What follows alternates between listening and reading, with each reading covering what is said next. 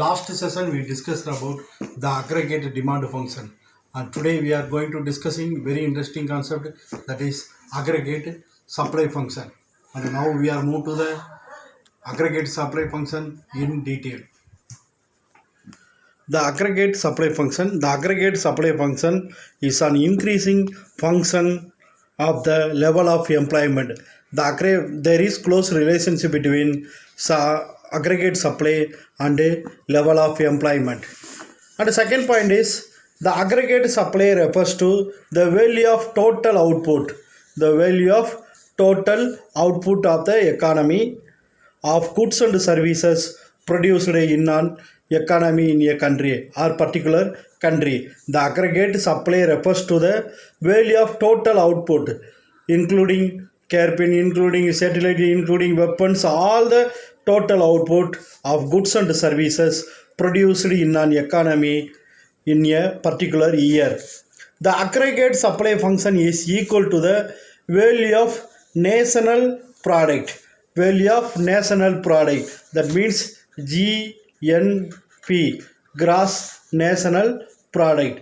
The aggregate supply is equal to the value of national product, that is national income, because national income definition is the total value of goods and services. The total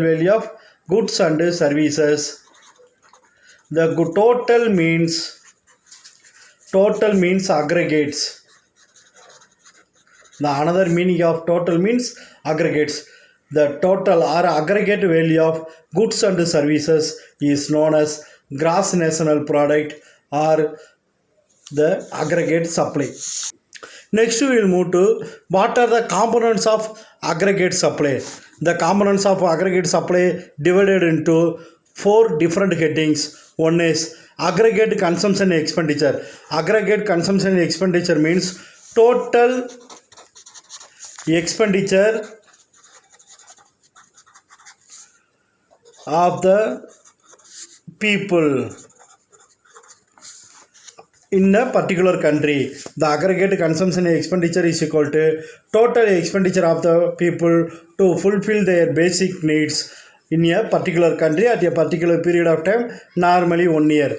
And the second one is aggregate private saving. Here private means people's savings. Aggregate private savings. The symbol of aggregate private saving is S. And net tax payments. So net tax payments means the tax received by the government from the people and minus transfer payments. Here transfer payment means old age fund, widow relief fund, like this.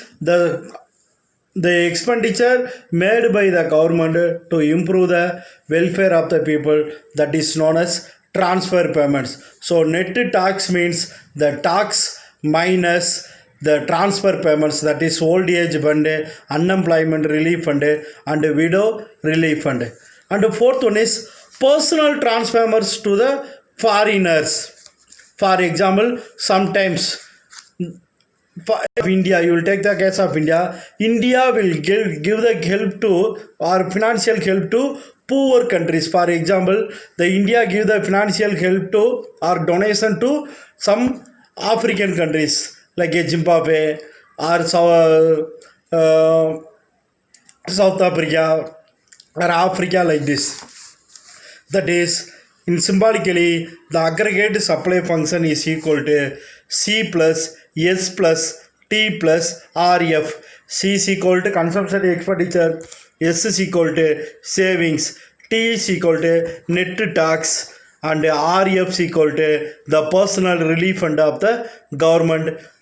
For example, the donation of the government or international relief efforts. Next we will move to the diagrammatic explanation of the aggregate function. The O-x-axis represent the employment and O-y-axis represent the proceedings or expected output. The Z curve is known as the linear curve. That is where the money wages remains constant. The Z curve, the blue color curve is known as linear curve. That means the money wages is remain constant. And Z1 curve, that is red color curve, the Z1 curve is equal to non-linear since the wage rate is increases with the employment. The wage rate may be differ. So the Z curve means the wage rate remain constant. The red color line Z1 curve is known as non-linear curve, that is the wage rate is increasing. The wage rate is increasing with the employment.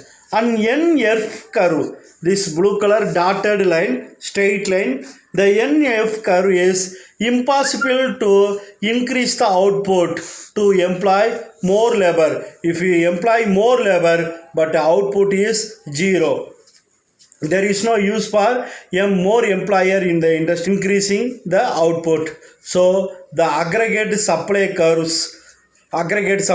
both curve, Z curve and Z1 curve is a vertical line. This NF line is known as line because the NF is known as impossible to increase the output with the level of employing more laborers. That is, so the aggregate supply curves becomes inelastic. That is, the NF curve is known as the vertical curve. The slope of aggregate supply curves depends on the relation between employment and productivity. The slope of aggregate supply curve depends on the relation between employment and productivity. The aggregate supply depends on the relations between price and wages. The aggregate supply means total supply of the industry or country. The aggregate supply depends on the relationship between price and wages. For example, the prices are high. The prices are high. The wages are low. The prices are high. The wages are low. The producers will try to employ more labor because the prices of the product is high. So they will get more profit. And wages, in the wages labor market, the wages is low, so the producer will try to employ more labor. On the other hand, the prices are low. The prices are low, the wages are high. Two conditions. Here the prices are high, wages are low. You will, or the industrialist will employ more labor. On the other hand, the prices are low. That means the sales is low, the profit is low, the output is low. In the wages are high. In the labor market, the labor they need more wages. The producer will try to reduce the labor. Next we will move to equilibrium between aggregate demand function and aggregate supply function. Under the Keynes theory of employment, in a simple, the two sector, that means household and firm sector economy consisting of the household and business sector or firm sector taken to understand the equilibrium between ADF and ASF. All the economic decisions concerning the consumption expenditure are taken by the individual or household, because we are the household or we are the individual. We will spend our income to purchase goods and services, while the business firm that take decision concerning the investment. So both the consumption expenditure and investment meet at one point, that is aggregate demand function and the aggregate supply function. It is also assumed that the consumption function is linear and planned investment is autonomous. And next we will move to the diagrammatic. There are two approaches determination of the equilibrium between aggregate demand function and aggregate supply function, and also a level of income. One is aggregate demand and aggregate supply approach, and another one is savings and investment approach. Next we will move to the diagrammatic explanation of equilibrium between aggregate supply function and aggregate demand function. So in the diagram, O x-axis represent the level of employment and O y-axis represent the proceed and cost. At O N1 level of employment, this level of employment, for example, if you appointed 10 employees, the aggregate supply is N1 R1. The aggregate supply is very minimum. N1 R1. These 2 points. N1 R1 level of aggregate supply. If you have appointed only the 10 laborers, the aggregate supply is N1 R1. But they are able to produce. They are able to produce this R1 and M1. They are they have potential to work, they have willing to work, they have effort, all the extra effort also done. But if you employing ON1 level of employee, they will produce only ON1 R1 level of employment or output, but they are able to produce the level of O R1 to OM1. This level of output they will produce. To attain the level of profit, the entrepreneurs will employ more labor from 10 to 20.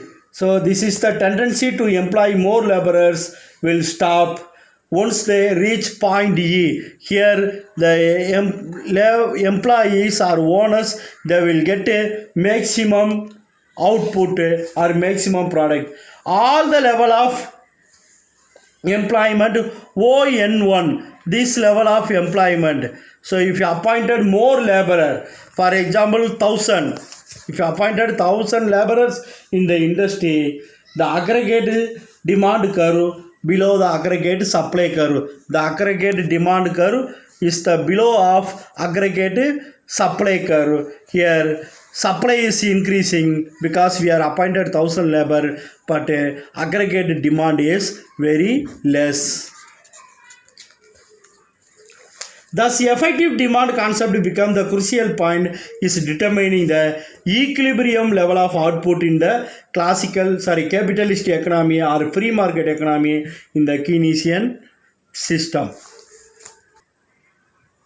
Students, next class we are going to discuss the comparison between classical theory and Keynesian theory, and also we come to the last point of our last summary of this third lesson. And in next class we also start the introduction of fourth lesson, that is the consumption and the investment function. Very important chapter, very interesting chapter. So next class we will move to the fourth chapter. Thank you.